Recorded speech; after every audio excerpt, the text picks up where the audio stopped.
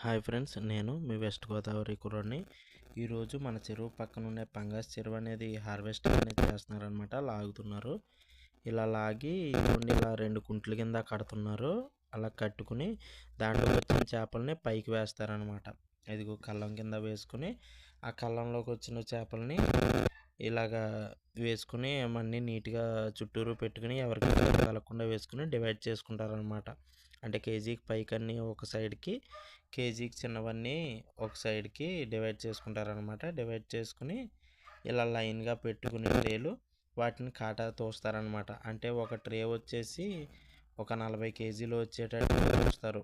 అలా తూసిన తర్వాత వాటిని ఎదరికి ఫార్వర్డ్ చేస్తారు. ఎదరికి ఫార్వర్డ్ చేసి వాళ్ళు అవతల కనిపిస్తున్న విధంగా వాళ్ళు లెక్క పెట్టుకుంటారనమాట. వాళ్ళు లెక్క పెట్టుకుని వాళ్ళ గ్యాడర్కి చెప్తారు ఎన్ని వచ్చాయి అనేసి.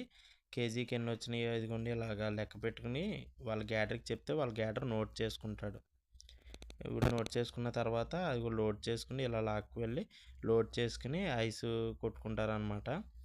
Okay friends, bye friends, do subscribe మన వెస్ట్ గోదావరి కుర్రాడు.